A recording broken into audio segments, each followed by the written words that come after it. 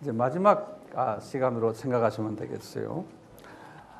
이런 지금 루터, 에라스무스, 그 다음에 저윙글리 다 이거 유명한 분들이니까 우리 기독교인들은 알 필요가 있어요. 이분 이름들을 순서가 있어요. 제가 지금 순서대로 말씀드렸는데요. 이런 가운데 우리 예수님께서는 한 사람을 등장시키세요. 이런 모든 새로운 무브먼트가 일어날 때 항상 우리가 이제 이런 역사를 보면서 제가 자꾸 강조하지만요. 지금 이 시간에도 항상 이런 일들이 일어나는 걸 볼 줄 알아야 돼요. 그 유명한 존 칼빈이 칼빈을 등장시키세요. 칼빈은 1509년에서 1564년 이분은 프랑스 사람이에요. 프랑스 사람인데 주로 스위스 제네바에서 사역을 했던 분입니다. 그래서 이제 이분에 대한 이야기는 많지만요. 오늘 내가 시간이 많지 않으니까 깊이 이야기하지는 않고요. 이분이 블란스 사람이지만 주님께서 젊은 나이에 스위스로 보내게 했어요. 왜냐하면 이분이 블란스에서 이제 자기가 깨달은 칼빈주의를 이야기를 하니까 그분들이 받아주질 않는 거예요. 고향에서. 왜냐하면 블란스는 로마 카톨릭이 가장 강한 나라 중에 하나예요. 이분도 다 로마 카톨릭 출신이고요.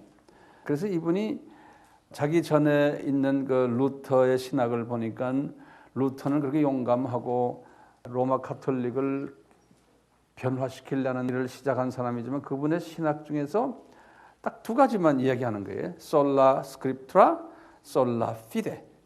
이것만 이야기하고 똑같이 이분이 보니까 이분의 그 성만찬 보면 성례전 말하는 그 공제설도 마음에 안 들고 변화하기는 변화해야 되는데 로마 카톨릭 교회를 떠나서 변화를 시켜야 되는데 이분의 입장에서만 루터도 별로 마음에 안 들고 저윙글리도 이분이 말하는 기억하라 하는 그것보다는 이 칼빈 생각은 상징이다, 심볼이다라고 이제 이분은 믿었던 거예요.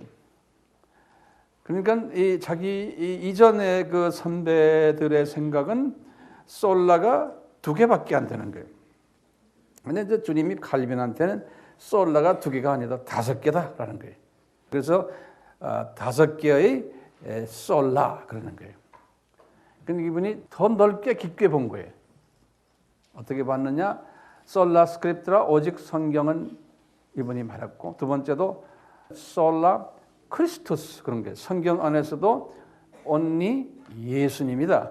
우리가 이제 우리 믿음을 이야기할 때 예수님을 이야기해. 예수님이 우리를 위해서 죽으셨다라는. 그래서 주 예수님 only 예수다. 그래서 솔루스 크리스토스 그러는 거예요. 솔루스 크리스토스. 그리고 이분이요 솔라 피데를 이야기한 거예요. 믿음이다. 그러니까 예수님을 믿는 사람이 하나님 앞에 간다라고는 저 사람에게 간다는 이야기 똑같아요. 그래서 솔라 피데를 얘기해. 믿음이 있어야 된다. 그런데 이분이 거기에다가요 솔라 그라치아 그런 거예요. only 은혜다. 다시 말하면요 그리스도를 내 구주로고 믿는 그 믿음이 어디에서 나온다? 은혜를 받아야지만 그 믿음이 나온다는 거예요. 그래서 에베소서 2장 8절과 9절 말씀을 인용하는 거예요. 그래서 은혜를 강조하는 거예요. 솔라 그라치아. 그러면서 이분이 우리 모두 이렇게 해서 하나님의 자녀가 됐지만 이렇게 돼서 목적이 뭐냐? 하나님의 영광을 위해서 우리가 이렇게 하나님한테 구원받았다고. 우리 창조의 목적을 이분은 강조하는 거예요. 그래서 솔리 데오 글로리아 그러는 거예요. 솔리 데오란 건 하나님이에요. 글로리아 하나님의 영광. 그러니까 창조 목적을 위해서 이 모든 것이 주어졌다라고 보는 거예요. 맞는 말이죠. 그러니까 이 칼빈이 유명한 것이 이 칼빈이 이 모든 그 전 선배들의 사상을 종합해 가지고 주님이 자기에게 주신 걸 더 거기다 에딩을 한 거예요. 부가를 시킨 거예요. 그래서 이게 완전한 솔라가 돼버린 거예요. 이런 가운데요. 여기 이제 칼빈주의가 소위 튤립이라는 거 있었죠. 튤립. 우리 다 공부했으니까 제가 칠판에 안 적어도 되겠죠? 적어 드릴까요? 예, 튤립이라고요. 예, 튤립이라는 게 T가 뭐예요? 토탈, 그 다음에 디프라버티 그래요. 이 토탈 디프라버티라는 말은 발음하기도 좀 쉽지 않지만 이거는 인간은 완전 부패라는 거예요. 인간 자체가, 인간의 자유의지가 부패가 아니고요. 인간 자체가 완전 부패한 존재다. 그러니까 스스로 구원받을 수 없다는 거예요. 스스로. 그러니까 하나님의 도움이 절대적으로 필요하다. 하나님의 은혜가 필요하다. 아까 펠라기오스는 뭐예요? 인간의 자유의지가 부패되가 있다는 거예요. 그러니까 자유의지만 다시 고치면은 스스로 구원받을 수 있다 하는 거하고 개념이 달라요. 그 다음에 U는 뭐예요? Unconditional election. 그러게. 이건 뭐예요? Unconditional한 게 뭐예요? 무조건적 선택 이런 말이에요. 그러니까 하나님의 자녀는 내가 잘나서가 아니고 하나님이 조건 없이 일방적으로 선택하신다는 거예요. 그리고는 L은 limited atonement 그래요. 이 limited이라는 것은 제한됐다는 소리예요. atonement는 이건 속죄를 쓰는 이 성서적인 단어인데요.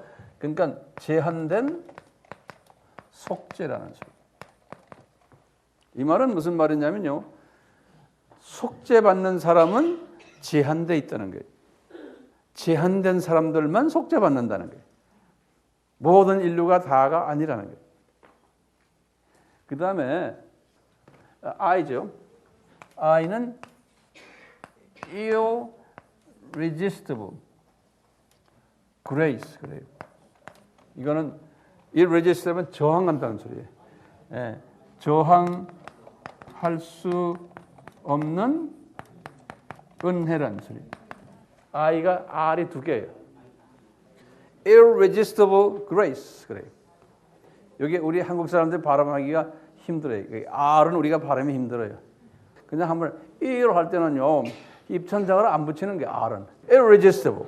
하나님이 속죄를 받기 위해서 선택한 그분들에게는 일방적으로 은혜를 베푼다는 거예요. 그러니까 그 은혜가 올 때 내가 밀어내지를 못한다는 거예요. 그냥 오는 은혜를 내가 밀어내지를 못한다는 거예요. 그러니까 주님이 이 칼빈한 사람한테는 이분이 상당히 브릴리언트한 사람이에요. 이 지적으로. 그러니까 하나님이 이런 아이디어를 던져준 거예요. 이분에게. 성서를 쫙 읽으면서 이분이 이런 아이디어가 생기는 거예요. 그 다음에 다섯 번째는 P, perseverance라는 거예요. Perseverance of the saint.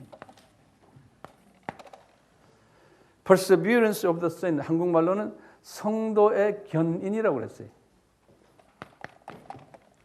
이 말은 뭐냐면 한번 이렇게 하나님이 택한 백성은 어떤 일이 있어도 그 택함에 대해서 택함을 캔슬하지 않는다는 거예요. 그러니까 한번 구원받은 사람은 그분은 계속 붙잡으신다. 견인 붙잡고 있다는 게. 그래서 perseverance of the saints 그래서 saints 여기 성도를 말해요. 근데 이 아이디어는요. 나중에 내가 설명하겠지만 칼빈이 만든 아이디어가 아니야. 요건 칼빈 후손들이 만든 거예요. 칼빈은 솔라만 이야기했어요. 솔라만. 제가 그 하이퍼 칼비니즘이란 말 했죠. 하이퍼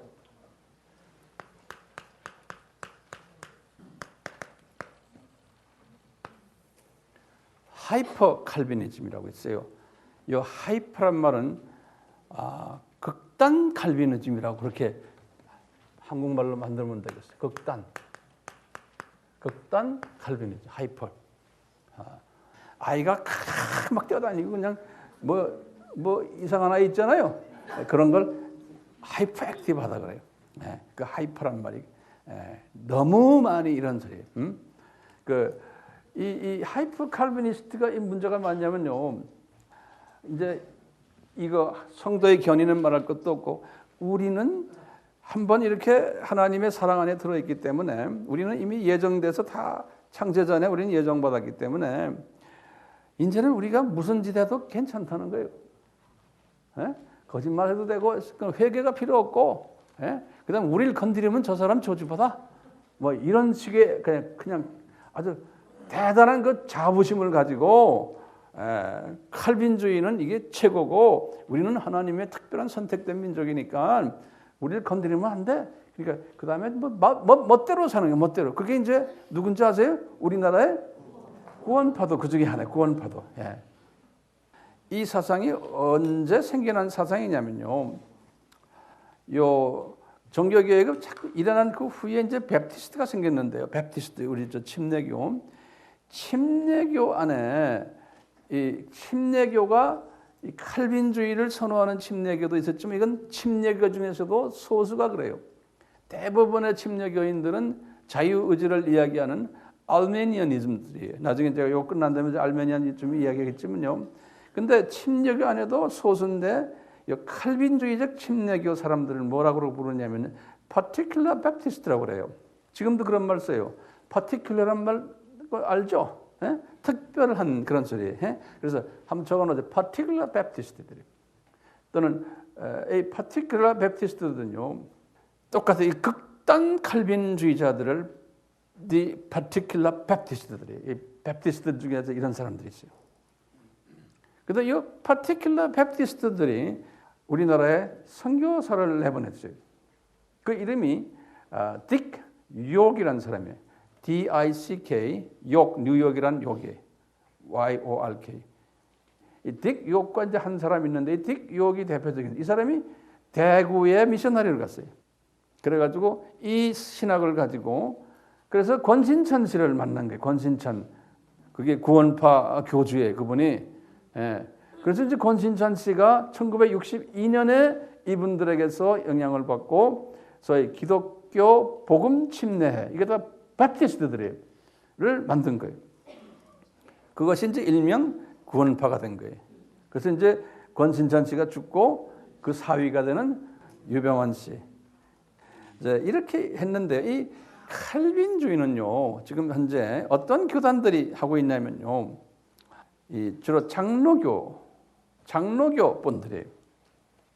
특히 장로교를 누가 만들었냐면요 장로교하고 개혁교단이라고 그래요.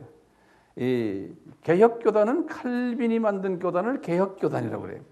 그리고 장로교는 칼빈의 제자가 있었어요. 그분이 존 낙스라고 그래요. 낙스라고요.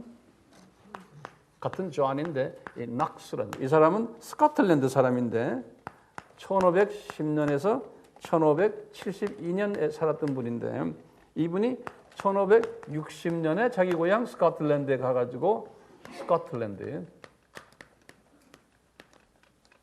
장로교를 만든 사람이 이 존 낙스가요. 1560년에. 그 종교개혁이 1517년입니다. 다 그때예요.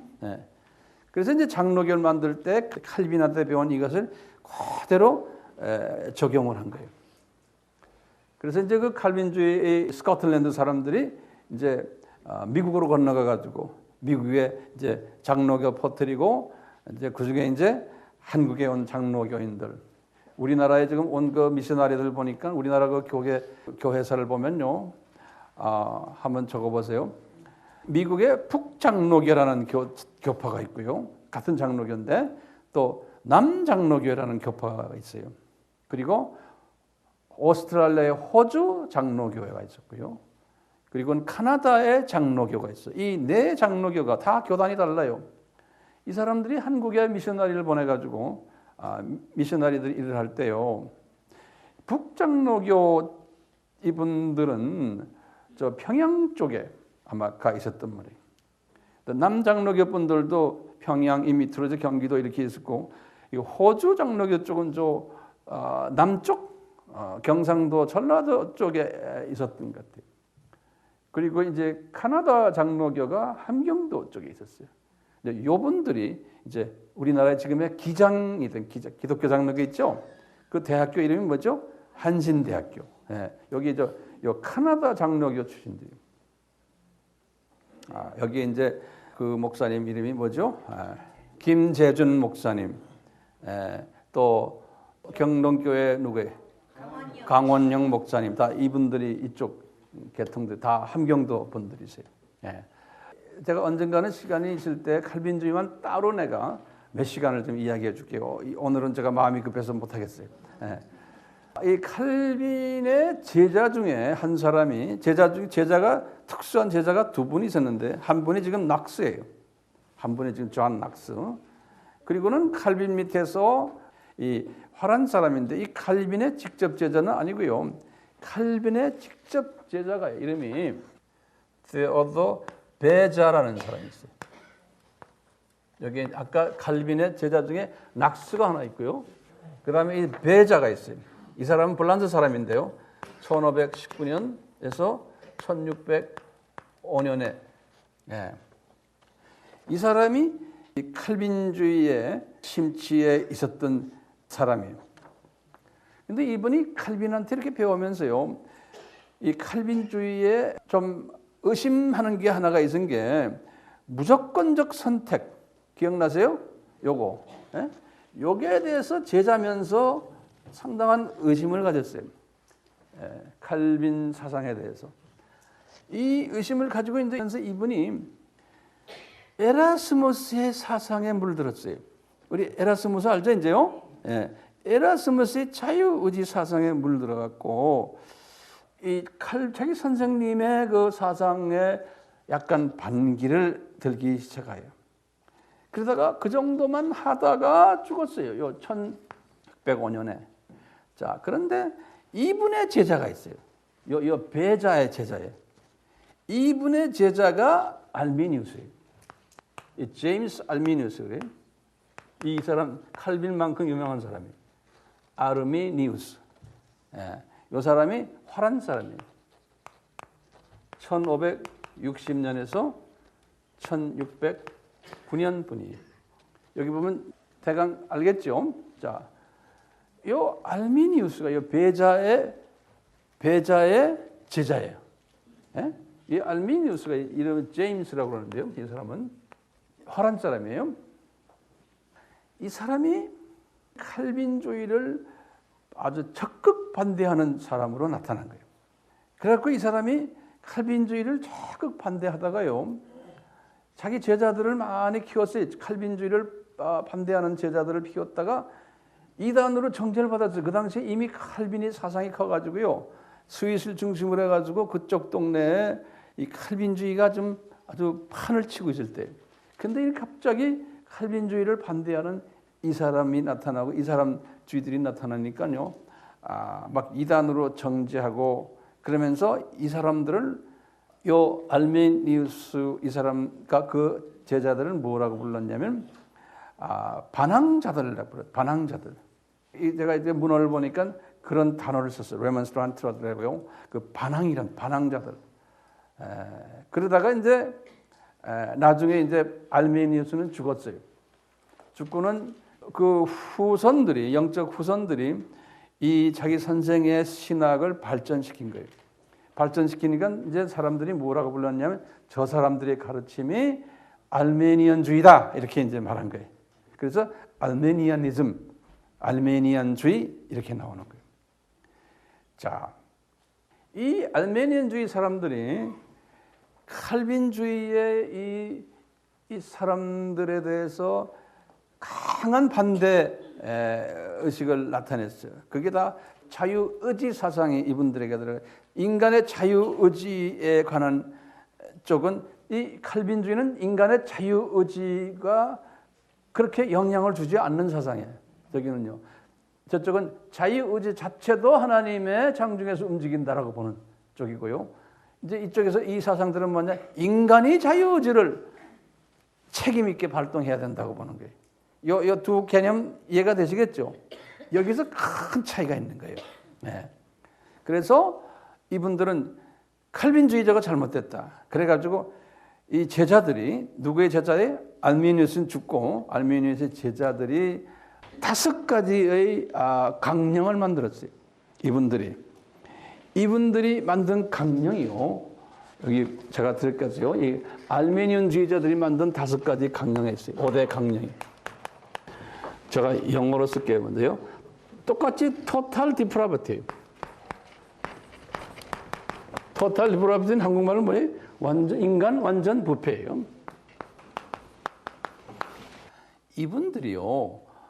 이 완전 부패를 어떻게 봤냐면 펠라기우스의 스타일로 봤어요. 뭐냐? 인간이 부패가 아니고 자유의지가 부패했다고 본 거예요. 이분들이. 그러니까 이제 칼빈주의 사람들은 뭐냐? You are semi-Pelagianist 그런다고요. 그러니까 당신은 펠라기안주의에 물든 사람이다. 오늘날도 그런 단어를 써요. 예, 자유의지를 너무 강조하면 펠라기아니즘이네. 예, 이렇게 그냥 할 때 여러분들이 조금 분위기를 좀 이해가 될 거예요. 좀 있으면 봐요. 두 번째 보시면 conditional election이. 그건 조건적 선택이에요.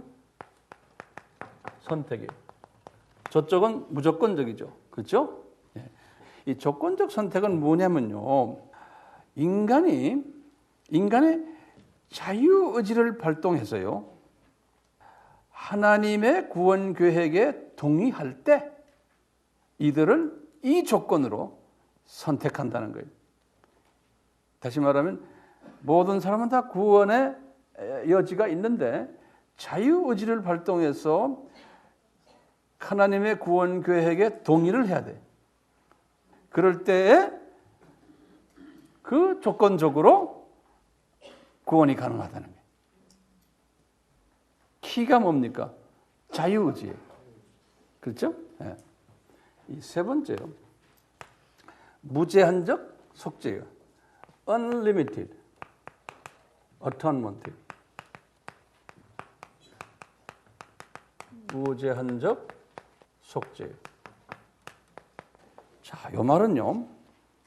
하나님께서 모든 인간에게 무제한적으로 속죄 기회를 줬다는 거예요. 예? 내가 다시 해요. 하나님은 모든 인간에게 무제한적으로 속죄의 기회를 줬다는 거예요. 그 다음에 네 번째요. 저항하는 은혜. Resistible grace. 저항하는 은혜. 이 말은 뭐냐면 하나님이 모든 인간에게 속죄의 기회를 줬지만 내가 자유의지를 발동해서 그 은혜를 저항할 수 있다는 거예요. 다시 말해요. 모든 사람이 당신에게 이 속죄의 기회를 줬는데 자유의지를 발동해서 저항할 수 있다는 거예요. 그 다음에요. The possibility of apostasy. 그래요. apostasy라면 배교라는 뜻인데 배교의 가능성. 이 말은요. 구원받은 자가 자유의지를 발동해가지고 배교 행위를 하는 경우에 다시 말하면 뭐 종교 다원주의 이야기하거나 또는 기독교에서 하지 말라는 이런 부분들 우상을 너무 심하게 섬겼거나 배교 행위를 하는 경우에 자기 자유의지를 발동해가지고 하나님의 백성이 구원받은 사람이 그럴 때는 구원이 무효가 된다는 거예요. 구원이 무효될 가능성이 있다는 거예요. 얼만큼 심하게 했나요? 거기에 차이가 있지만 이렇게 이 5가지의 강령을 이게 지금 어느 팀의 강령이 알메니안주의의 강령인 거예요. 이 알메니안주의 강령을 지금 누가요? 알메니우스의 제자들이 만들어낸 거예요. 보세요. 그러니까 이 알메니우스의 제자들이 이걸 딱 만들어 가지고 칼빈주의 사람들에게 딱 제시한 거예요. 야, 니네들 여기에 대해서 대답 좀 해라. 너희 입장을. 이제 이 칼빈주의가 더 영향 있는 큰 주의였어요. 거기에서는요. 그러니까 이 사람들이 자꾸 반항자들은 몰리니까 자기네가 이 5개의 강령을 만들어가지고 칼빈주의한테 제시를 했어요. 너희들 여기에 대해서도 니네들 입장 정리해달라. 그런 거예요. 그러니까 이제 칼빈주의 사람들이 또 칼빈의 후예들이에요. 이분들이 모여서 뭐 대화했겠죠? 해가지고 만들어낸 것이 툴립이에요. 거기다 적어놓으시라고. 다시 말해, 이분들이 지금 알메니안주의자들이 5 강령을 만들어가지고 자기네들을 반항자라고 말하는 칼빈주의 사람들에게 이것을 대밀었어요. 니네들 여기에 대해서 대답 좀 해라. 너희 입장 정리 좀 해달라. 그래가지고 칼빈주의자들이 앉아가지고 입장 정리한 것이 칼빈의 툴립이에요. 그러니까 이분들, 이 알메니안 사람들 때문에 칼빈주의가 더 클리어하게 이렇게 우리에게 제시가 됐어요. 근데 이제 칼빈주의 안에서도요, 이제 교단마다 또 학자마다 차이 있는 게 요 성도의 견인이 지금 여기 칼빈주의는 한번 구원받으면 영원히 구원이다. 그거예요. 이것을 잘못 사용해가지고 이 하이퍼 칼빈주의자들이 제멋대로 마음대로 하는 거예요. 예. 근데 저쪽은 뭐예요? 한번 구원받아도 잘못 놀면 구원이 캔슬된다라고 보는 거예요. 근데 성서에는 구원 캔슬 이야기 많죠? 예. 그러니까 우리가 이걸 제가 칼빈주의자지만 칼빈주의 모든 이런 걸 다 제가 수용할 수가 없는 거예요. 이 중에 수용할 걸 하고 안 할 것 안 하고. 이 칼빈 같은 사람은요, 이 사람은 그 제네바에서 이제 사역을 하던 분인데 그 당시 제네바가 신학의 본산지였어요. 특히 칼빈주의에. 제네바에 그 시의회가 있어요. 그 시의회가 대단한 파워를 가졌던 이 교회 이름으로. 시의회가 우리 같으면 국회 같은데. 했는데 칼빈도 거기에 위원인데 어떤 분은 거기에 위원장이란 말도 있지만요. 몇 년 동안은 위원장 했던 것 같아요. 근데 이 시의회가요. 칼빈주의를 반대하는 사람들을요. 그냥 죽여버렸어요. 시의회에서 결정해가지고요. 그만큼 심각했어요. 그래서 몇몇 분이 죽은 사람들 이름들이 이제 보면 나와요. 그러니까 이제 사람들은 그러는 거예요. 어떤 칼빈주의를 이쪽 그룹들은 지금도 칼빈은 구원도 못 받은 사람이야. 그 사람은 살인자야. 이렇게 막 웹사이트에 들어가도 칼빈 살인자하고 딱 쳐보세요. 그런 이야기가 잔뜩 나와 있어요. 근데 칼빈이 나는 살인자로는 보질 않아요. 왜냐? 사람을 칼빈주의에 반대하는 사람들을 죽일 때 칼빈이 결정해서 죽인 게 아니잖아요. 그 당시에는 자기네 이즘에 자기네 신학 노선에 맞지 않으면 로마 가톨릭도 그 이름으로 죽여버렸거든요. 단체 이름으로. 똑같이 칼빈도 그 시의회에서 결정한 것을 따른 거죠. 그런데 시의회에서 이제 죽일 때 주로 화형을 시켰어요. 아주 신실한 하나님의 자녀들을 화형을 시켰는데요. 칼빈이 뭐라고 그랬냐면 화형시키면 너무나 괴롭다. 몇 시간씩 그 뜨거운 경험을 하니까 그러지 말고 화형 대신에 참수하는 게 좋겠다라고 제시한 기록도 있어요. 그렇지만 칼빈 말을 듣질 않았어요. 그 위원회가. 그러니까 보면은 칼빈이 주동이 돼서 죽인 것은 아니라고 보는 거예요. 그렇지만 칼빈도 거기에 위원회의 멤버니까 거기에서 결정하는 걸 따를 수밖에 없는 거예요. 이렇게 이해해 주시면 되겠어요. 누가 칼빈 그 살인자야? 그러면 아니야. 그건 팔 걷고 싸움은 하지 마시고 이렇게 이제 설명을 해 드리면 되겠어요. 자, 이 알메니안주의요. 알메니안주의. 지금 이 알메니우스가 만든 이 주의를 따르는 사람들을 고전적 알메니안주의라고 그래요. 고전적 알메니안주의. 영어로는 클래시컬 알메니아니즘 그래요. 왜냐하면 나중에 요한 웨슬레가 또 알메니안주의를 또 따라가지고 자기 스스로의 알메니안주의를 만들었어요. 감리교 창시자가. 그래서 웨슬리안 알메니안주의라 그래요. 그래서 그걸 비교해서 이 오리지널 이것을 고전적 알메니안주의라고 그래요. 이 고전적 알메니안주의를 택했던 그룹들 내가 대표적인 교단들 이름을 드릴게요. 처음 종교개혁이 일어나자마자 1517년에 일어났잖아요. 제일 먼저 교단화한 그룹이 재침례파들이에요. 1523년에 재침례파들. 이분들은 뭐냐? 우리가 이거 물 뿌리는 거 가지고 안 된다. 물속에 들어가야지만 구원이 있다라고 요구했던 사람들이에요.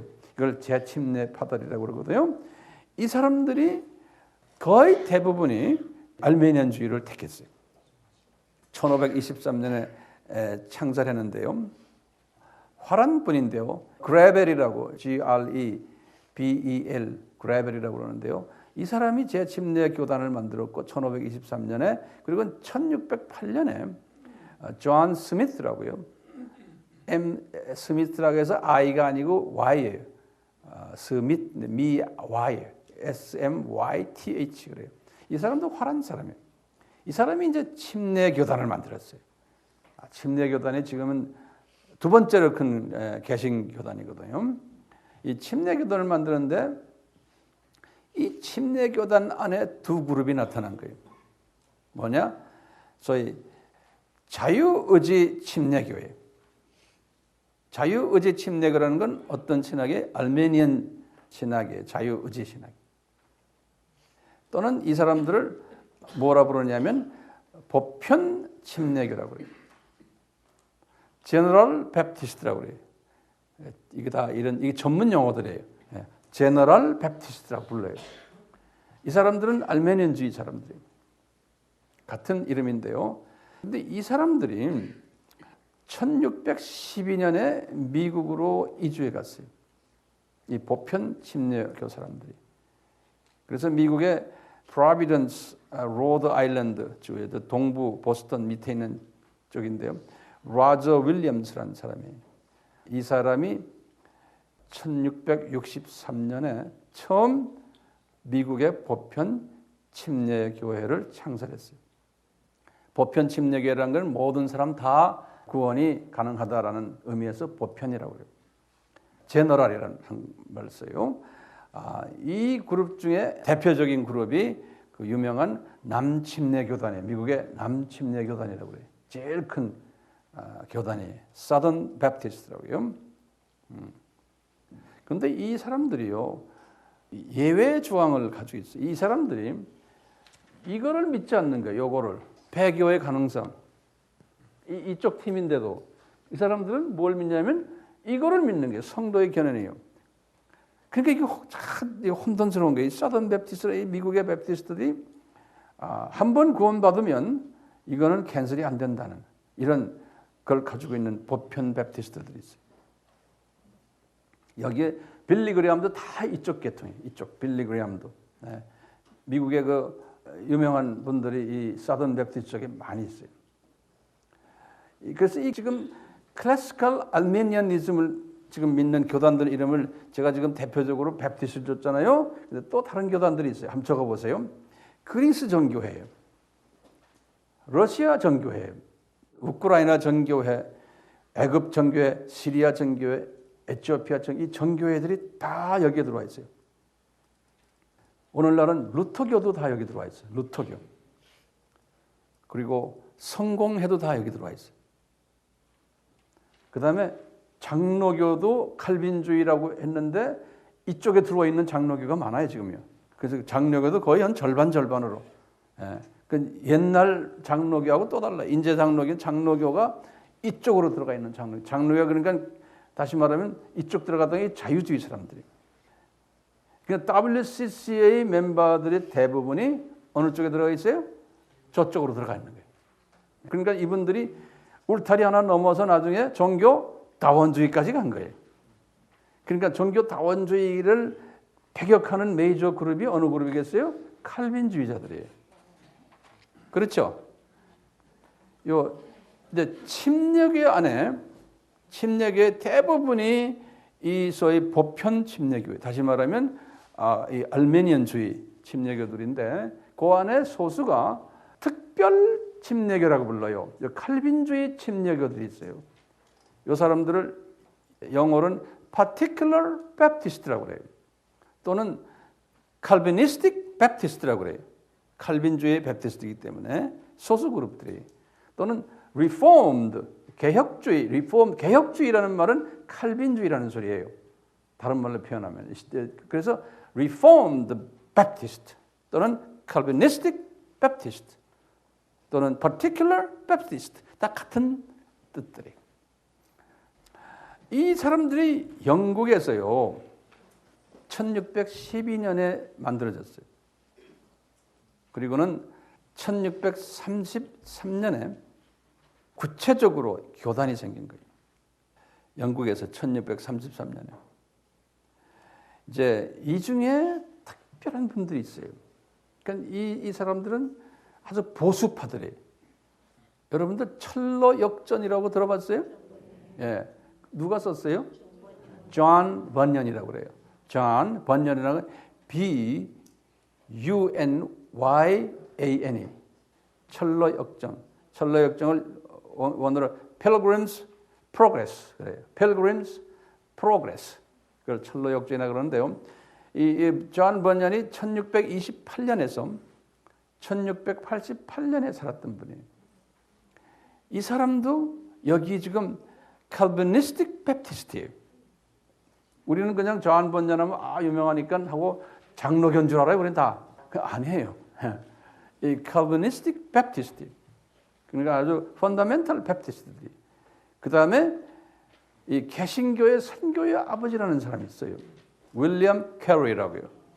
이 사람은 1761년에서 1834년에 이분이 인도로 개신교 선교사는 1차로 해외에 나간 사람이 1795년 그때 94년 이때 이 윌리엄 캐리도 C-A-R-E-Y라고 그래요. C-A-R-E-Y. 이 사람도 칼비니스틱 베프티스트. 그리고 유명한 설교가 찰스 스펄전이라는, 우리 스펄전 목사님 그런 거 들었죠? 네. 스펄전이라는 건 S-P-U-R-G-E-O-N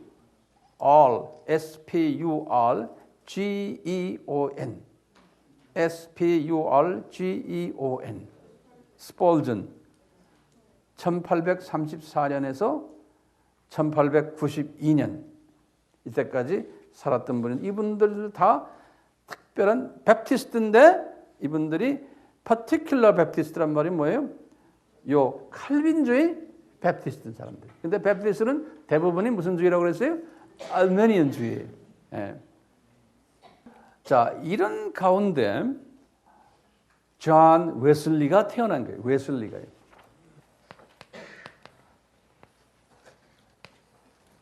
이분은 영국 사람이에요. 이 사람이 1744년에 감리교를 만든 사람이에요. 이 웨슬리, 이 사람 영국 사람이죠. 이분이 아주 경건주의를 아주 강조했던 사람이에요. 근데 이 사람도 알메니안주의 사람이에요. 알메니안주의 사람이에요.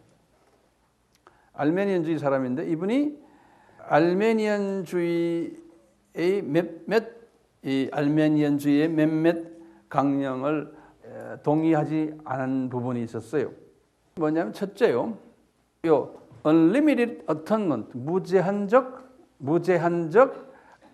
atonement 속죄 있죠. 여기에서요 웨슬리는 뭐라고 그러냐면 이 오리지널 클래시컬 알메니안주의 사람들은 어떻게 그걸 해석했냐면 이렇게 해석했어요. 형벌 대체론이에요. 다시 이게 무슨 말이냐면요. 예수님이 지금 속죄를 할 때, 속죄 이야기할 때 예수님이 우리가 받을 형벌을 예수님이 대신 지셨다라는 개념에서의 속죄를 이야기를 해요. 그 형벌 속죄론이 요 전통적인 클래시컬 알메니안 사람들은 그렇게 믿어요. 우리 죄를 이분이 대신 지어주셨다라는. 그런데 이제 웨슬리는 그것을 해석을 그런 식으로 안 하고요. 웨슬리는 하나님을 사랑이라는 차원에서요. 하나님이 죄를 미워하시는 분이기 때문에 우리를 속죄해 주셨다. 이렇게 보는 거예요. 개념이 약간 다르죠. 하나님은 우리의 죄를 미워하시니까 우리 죄를 없애버리셨다. 이렇게 보는 거예요. 형벌 대체론보다. 사랑의 하나님 쪽으로 이 웨슬리가 보는 거예요. 그 다음에 이제요, 배교의 가능성에 대해서도 해석이 조금 다른 게 서로가.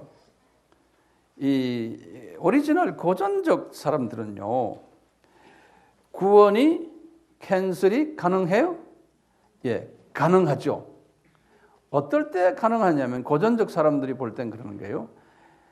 죄를 지어놓고 고백하지 않았을 때, 그리고 실제로 배교 행위를 사람들 보는 데서 했을 때, 그럴 때는 구원이 상실되고, 한번 구원 상실되면은 이분들이 회개를 해야 되는데 회개할 기회도 안 준다라고 본 거예요. 그래서 배교의 가능성, 배교 여기 이쪽은 뭐예요?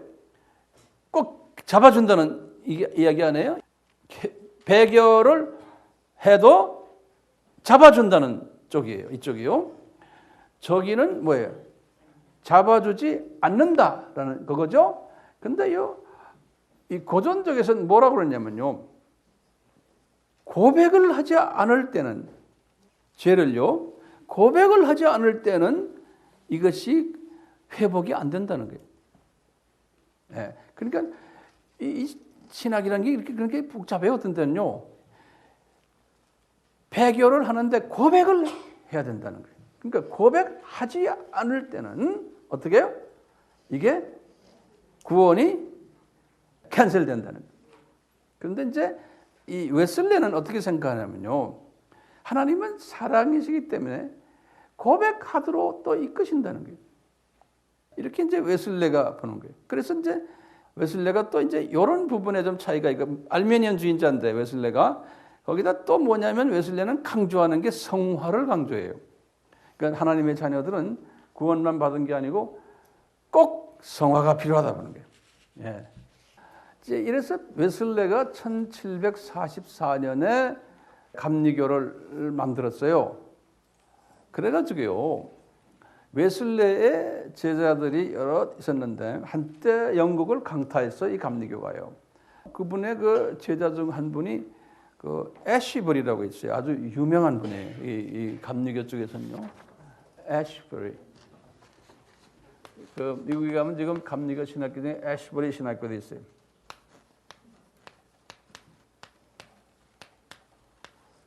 이 감리교에 대해서는 조금 알 필요가 있어요. 우리 감리교가 우리나라에도 강하게 있기 때문에. 자, 이거 보세요. 요 애쉬버리라는 사람이 영국 사람이에요. 똑같이 영국에서요. 이분이 이 웨슬레에게 이야기하는 게, 선생님, 제가요, 그 당시에 이제 미국 쪽에 영국 사람들이 많이 이제 이민 갔으니까 저를 선교사로 파송해 주세요. 그러는 거예요. 이 우리 감리교 이 감리교 신학을 퍼뜨리겠습니다. 거기 가서. 그래서 이분이 1772년에 미국으로 파송됐어요. 선교사로. 애쉬버리라는 사람이. 그래서 이 미국 감리교에서는 대표적인 사람이에요. 이 사람이. 그리고 있다가 이제 성공회 출신인데, 이게 토마스 콕이라는 사람이에요. 이 성공회 출신인데 웨슬리의 총애를 많이 받으면서 이제 웨슬리의 감리교로 이제 개종한 사람이 이 토마스 콕이라는 사람이에요. 이 사람이 정식으로 이 웨슬리에 의해서 미국 선교사로 정식으로 파송을 받은 사람이에요. 이 사람도 선교사로 파송됐지만 자원한 거고, 이 사람은요, 처음에 이 애쉬버리는 이 사람은 정식으로 파송받은 사람이에요. 예. 그래가지고 이 두 분이 미국의 그 벌티모어라고 있죠, 벌티모어라고 메인 주가 있어요. 워싱턴 D.C. 근방에. 그 벌티모어에서 두 분이 힘을 합해가지고 1784년에 미국 감리교를 두 분이서 공동 개척했어요. 이 두 분이. 미국의 개신교 교세를 보면은 이 침례교가 제일 커요. 한번 거기다 간단히 좀 적어보세요. 침례교가 데이터에 하면 약 한 3천만 명이에요. 이 침례가 3천만 명인데 그 중에 절반 침례가 그 안에 여러 가지 교파 있을 거 아니에요. 그런데 서던 베프티스트 남침례교회가 가장 큰 교단이에요. 침례교 안에서는 1,500만 명이 있다고 그래요. 가장 큰 교단이에요. 그러니까 우리나라 전체 기독교인보다도 그 교단이 훨씬 큰 거예요. 그러니까 크죠. 그러니까 이 서던 베프티스트가 남침례 교단이 전 세계에서 선교를 제일 많이 하는 교단이에요.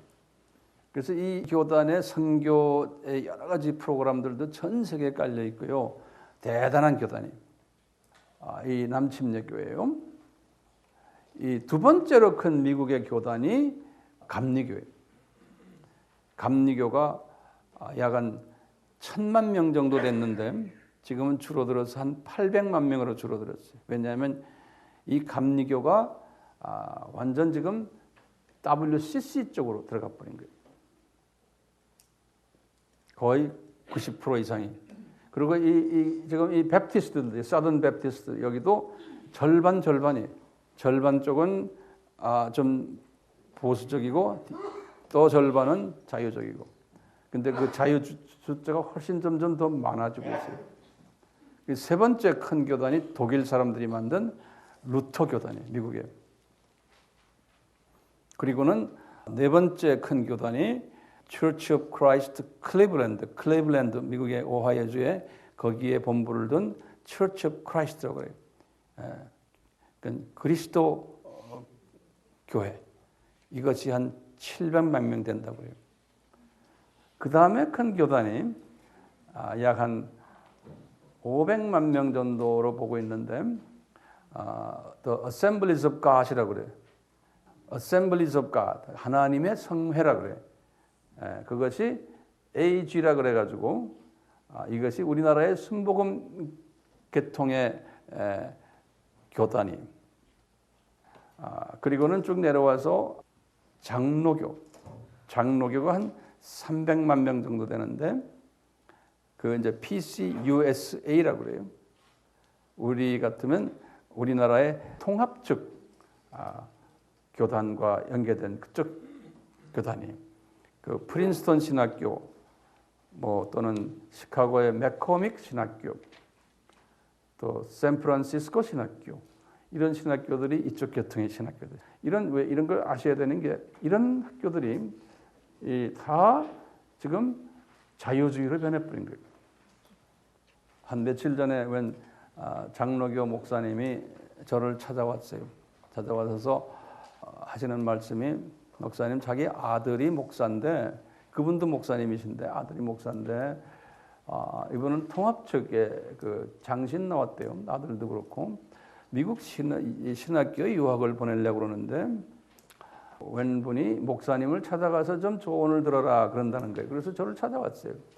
그래서 이제 이런 얘기 저런 얘기 하다가 어느 신학교에 지금 입학 원서를 받았는데 거기를 가도 됩니까? 그러는 거예요. 그래서 이렇게 보니까 감리교 계통 신학교인데 내가 이름은 안 드리겠어요.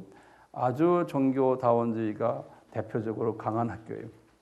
그래서 그런 자유주의 학교인데 그래도 보낼래요? 그러니까 아이고 안 보내겠어요. 그렇더라고요. 그러니까 이게 알아야 되는 거예요. 모르고 아들놈 보냈다가 큰 낭패를 당하거든요. 네. 마침 주님께서 그 사람은 난 모르는 사람인데 이렇게 찾아온 것만 해도 특별한 뜻이 계신 것 같아요. 그래서 안 보내겠대요. 네. 알았습니다. 그랬어요. 자, 제가 이제 결론적인 말씀을 좀 드리겠습니다.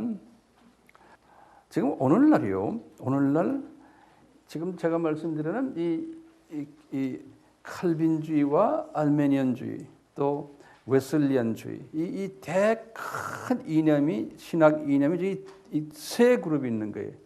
그렇지만 이 웨슬리안주의는 감리교나 또는 나사렛 교단이라고 그래요. 이 웨슬리안주의 교단은 많지가 않아요. 감리교, 그 다음에 나사렛 교단, 그 다음에 뭐가 있냐면 우리의 성결교회, 우리나라의 성결교는 우리나라의 자생교단이 그 교단들만 웨슬리안주의죠. 나머지는 웨슬리안주의가 많지가 않아요. 그러니까 웨슬리안 하면 감리교를 보시면 돼. 전 세계에서 다. 그런데 이 웨슬리안도 지금 자유주의로 들어가 버리고 종교다원주의 다 인정하고 또 이쪽에 알메니안주의 쪽 사람들 뭐라고 그랬어요? 다 WCC에 들어가 있는 정교회부터 시작해서 다 그쪽으로 다 넘어가 버렸어요.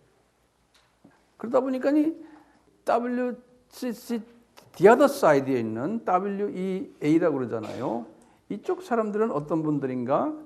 주로 칼빈주의 사상을 가진 장로교나 또는 장로교라고 해서 다 칼빈주의가 아니라고 그랬다고요. 그렇죠? 칼빈주의 사상을 가진 장로교나 또는 일부 particular 베프티스트들이 다시 아주 소수의 베프티스트들이나 또는 인디펜던트 교단에 들어가지 않는 인디펜던트 그룹들 중에서 이쪽 이 칼빈주의를 선호하는 분들 그러면서 이제 WCC에 들어가지 않은 분들이 있어요. 예. 이렇게 해서 이제 크게 지금 두 그룹으로 나눠져 있는 거예요. 예. 근데 우리나라는 참 주님께서 은혜를 주셔서 칼빈주의를 선호하는 그러한 장로교가 우리나라에 이렇게 주종을 이루게 한 것은 주님의 크신 은혜 같아요. 근데 참 그 안에 또 누룩이 들어가기 시작한 거예요. 우리나라 장로교 안에도. 그래서 기장도 완전 저쪽 자유주의고, 왜냐하면 기장과 연결된 건 카나다 장로교인데 카나다 장로교는 완전히 자유주의거든요. 그렇죠. 지금 우리나라가 지금 장신도 프린스턴 신학교나 샌프란시스코 신학교나 맥코믹 신학교나 이쪽 계통과 연계되어 있기 때문에 그쪽으로 지금 가고 있는 거예요. 안 갈 수가 없는 거예요.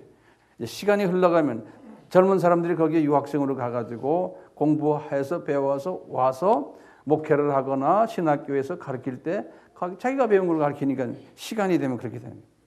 우리나라의 감리교도 미국의 감리교가 다 그렇게 돼버렸기 때문에요.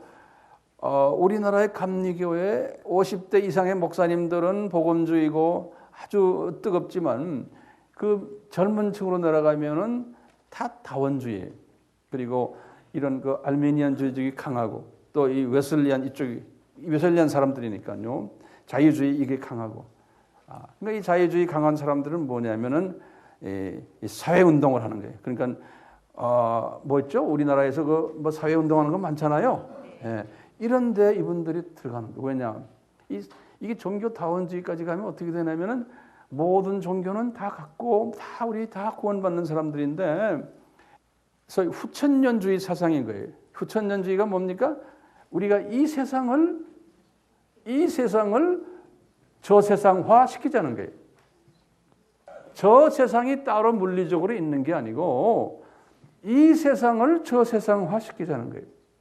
그러니까 우리하고 이게 개념이 다른 거예요. 그게 이제 이 세상을 천국화 시키자는 거예요. 그러려면 전쟁을 없애야 된다. 평화를 추구해야 되니까 전쟁 없애는 방법 중에 가장 하나가 중요한 게 뭐냐면 국경 없애고 비자 없애고 한 정부를 만드는 거예요. One World Government. 그리고는 종교도 울타리 다 없애버리고 한 종교를 만들자는 거예요. 그러니까 모든 종교를 서로 인정해주고 서로가 브라더 시스터. 그러니까 한 하나님 제도를 만드는 거예요. 그리고는 그 하나님 밑에 다른 종교가 있지만 알고 보면 다 같은 하나님을 섬기는 형제 자매들이라는 개념이 이게 종교다원주의예요. 이것은요 당연히 만들어야 되는 거예요. 왜? 이 세상을 천국화시키고 인간 존중을 위해서 전쟁을 하지 않고 이러기 위해서는 또 사람 살기 좋게 하기 위해서 공기도 좋게 만들어야 되고 또 녹색운동이라고 해서 여러 가지 지구를 깨끗하게 만들고 그러니까 이 온난화 문제도 이게 아니다. 그러니까 우리가 온난화 문제도 우리가 노력해서 바꾸자는 거예요. 예. 이런 모든 부분들을 천국화시키는 이 운동이 지금 이 기독교 안에서 이루는 기독교인들이 하는 거예요. 타종교 사람들은 이런 거 안 해요. 미국이나 유럽이나 우리나라는 다 기독교인들이 하고 있어요. 기독교인들이 주동이 돼가지고 이 누룩 운동을 하는 거예요. 우리가 예수님의 그 비유 속에서 보았어요. 이 누룩 이야기하면서 이 누룩을 누가 누룩을 만들어요? 한 여자가 그랬죠. 예? 그 여자는 뭐예요? 크리스천들이. 그대로 지금 누룩을 지금 만들고 있는 거예요. 예. 그래서 이 누룩이 엄청나게 커진다고 그랬잖아요.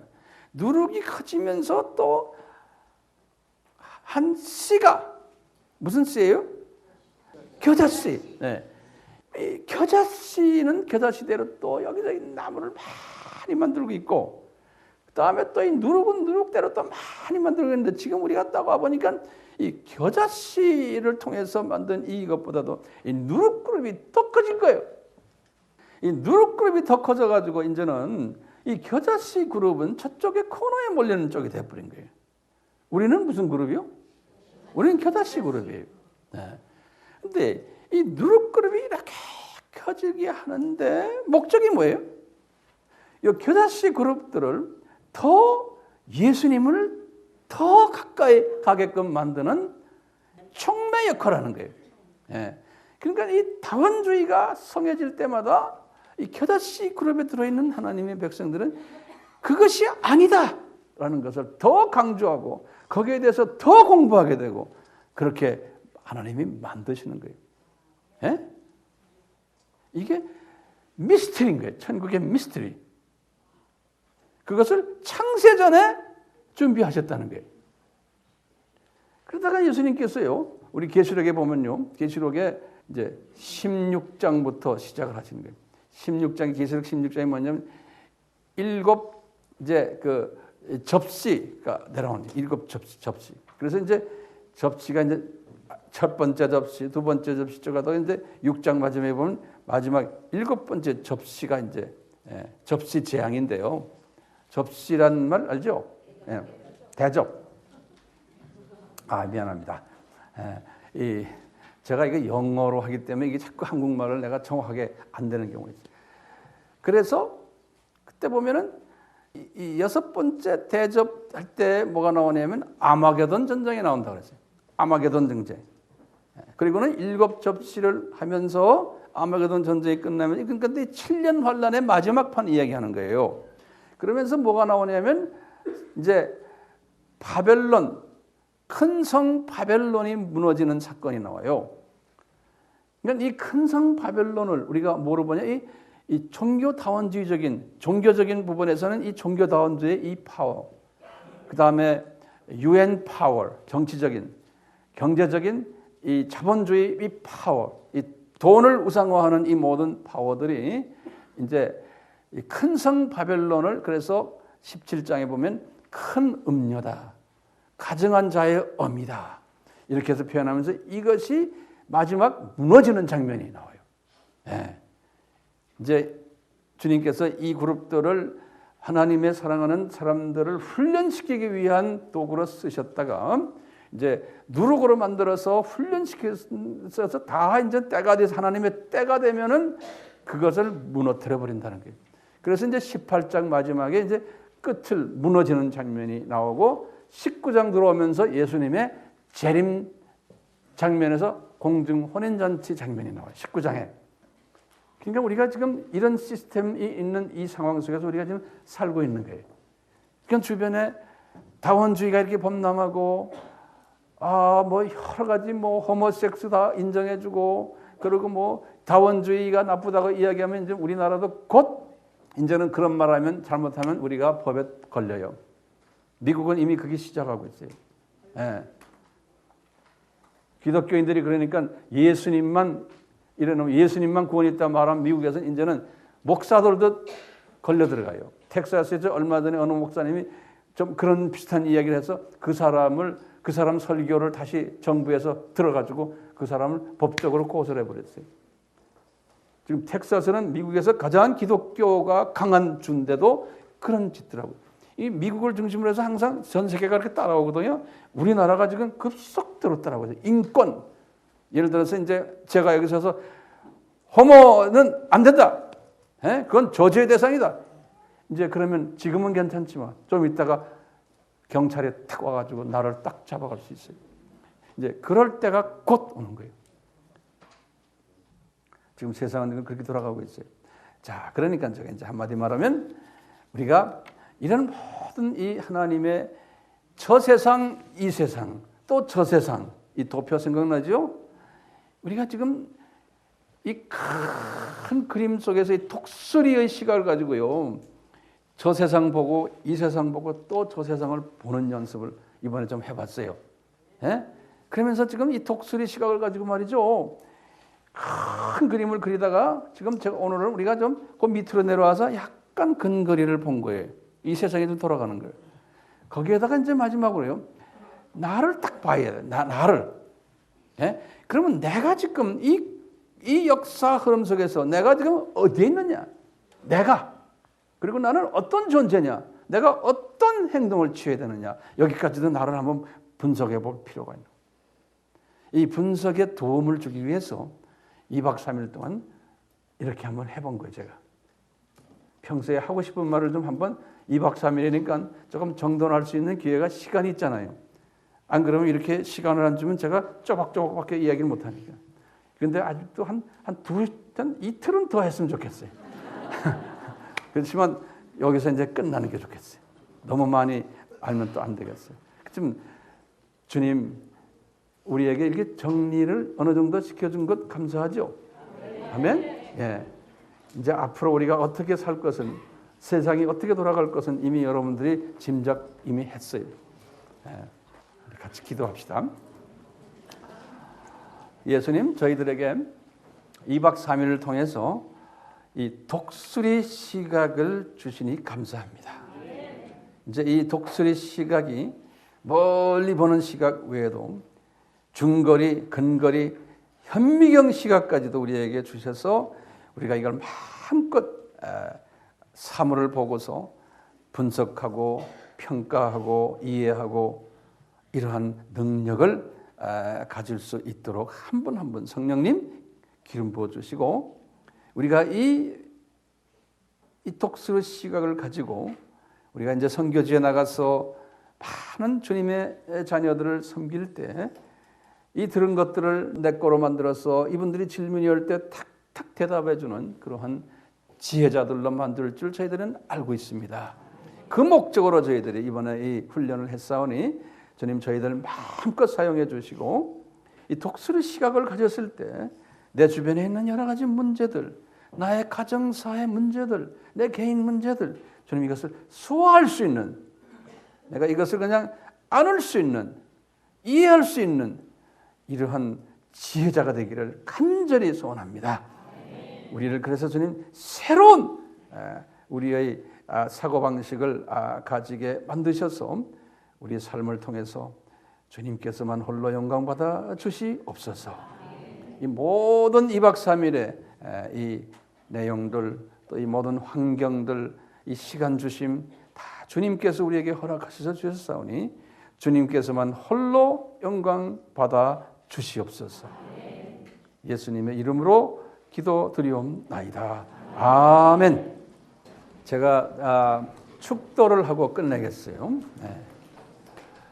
하나님 아버지, 이종이 우리 식구들에게 축도를 할 때 우리 성령님께서 강하게 임하시고 예수님께서 직접 한 분 한 분에게 안수하셔서 이 축도의 내용이 그대로 우리의 삶 속에 임하게 하시옵소서. 지금 이 시간은 예수 그리스도의 무한하신 은혜가 임하게 하시고 하나님 아버지 사랑이 임하게 하시고 성령님의 간섭하심과 함께 하심과 가르쳐 주심과 또 순종케 하심과 또 우리가 가르치는 능력과 이 모든 것들 계속해서 우리 모두에게 임하게 하셔서 주님의 영광만 나타내는 우리 자신이 되고 우리 교회가 되고 우리 모든 사역이 되도록 우리 간절히 기도하면서 예수님의 이름으로 축원하옵나이다. 아멘.